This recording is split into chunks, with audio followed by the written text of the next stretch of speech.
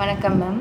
ஒருத்தவங்க கேள்வி கேட்டிருக்காங்க. இந்த மாதிரி ஆடி மாதம் புதிதாக கல்யாணம் ஆன தம்பதிகள் பிரித்து வைக்கிறாங்களே, இது இந்த ஒரு சில நிகழ்வு சொல்லுவாங்க இல்லையா, இந்த மாதிரி சித்திரை மாதத்தில் குழந்தை பிறக்கக்கூடாதுன்னு, அதுக்காக மட்டும்தானா, இல்லை ஜோதிட ரீதியாக ஏதாவது விளக்கம் இருக்கா மேம்? இது நிறைய விளக்கங்கள் அப்படிங்கிறது கூறலாம். இப்போ நீங்கள் சொன்ன மாதிரி ஆடி மாதம் புது தம்பதிகளை எல்லாருமே கொஞ்ச நாள் வீட்டுக்கு கூட்டிகிட்டு போயிட்டு அதுக்கப்புறம் அந்த பெண்ணை மறுபடியும் கூட்டிகிட்டு கொண்டு விடுற பழக்கங்கிறது முன்னாடியிலேருந்தே இருக்குது. இன்றைக்கும் அதை கடைபிடிக்கிறாங்கன்னா கடைபிடிக்கிறாங்க.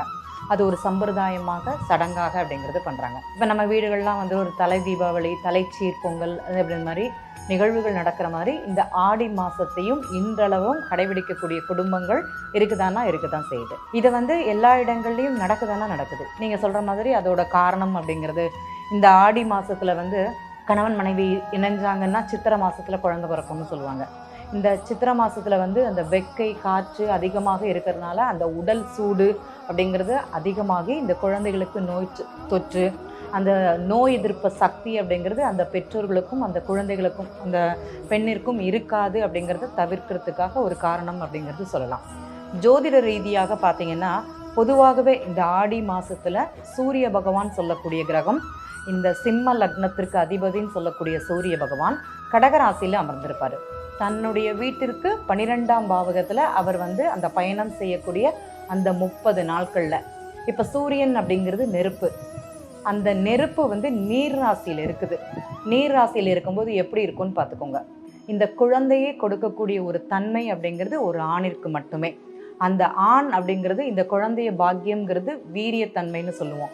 ஒரு ஜாதகத்தில் சூரியன் நல்ல பாவகத்தில் அந்த கிரகம் நல்ல இடத்துல இருந்ததுன்னா குழந்தை பிறப்பில் எந்த தடையும் வராது அப்படிங்கிறது தெரிஞ்சுக்கணும். சூரியன் எந்தெந்த ராசி கட்டத்தில் இருந்ததுன்னா சில காலங்களில் அந்த குழந்தை பிறப்பு தாமதம் அப்படிங்கிறது இருக்கும் அப்படிங்கிறத நம்ம சொல்லலாம். இப்போ சூரியன் நல்ல பாவகத்தில் இருந்துட்டாருன்னு வச்சுக்கோங்களேன், பிரச்சனை இல்லை. அப்போ தன் வீட்டிற்கு அவர் 12ஆம் பாவகத்தில், அதுவும் அந்த நீர் ராசியில் இருக்கும்போது இந்த சூரியன் தான் அந்த வீரியத்தன்மை, அந்த கருவை கொடுக்கக்கூடிய அந்த வீரியங்கிறது, அந்த விந்தணு அப்படிங்கிறது அந்த சூரியன்.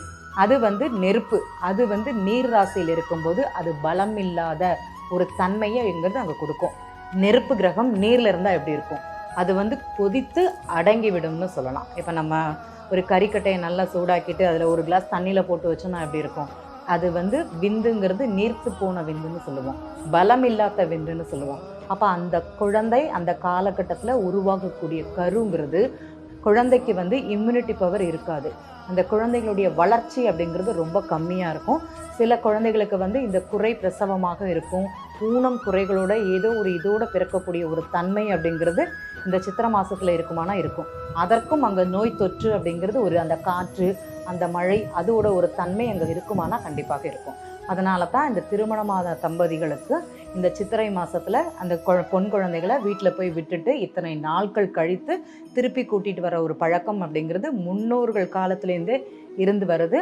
இது ஜோதிடத்தில் ஒரு இதில் இருக்குதா அப்படின்னா கண்டிப்பாக அங்கே சொல்லலாம். பொதுவாக நம்ம இதெல்லாம் பெருசாக பார்க்குறது கிடையாது. சித்திரை மாதத்தில் ஆடி மாதத்தில் சேர்ந்தாங்க அப்படின்னா சித்திரை மாதத்தில் குழந்தை பிறக்கும், அது உடல் சூடுங்கிறது அதிகமாக இருக்கும்.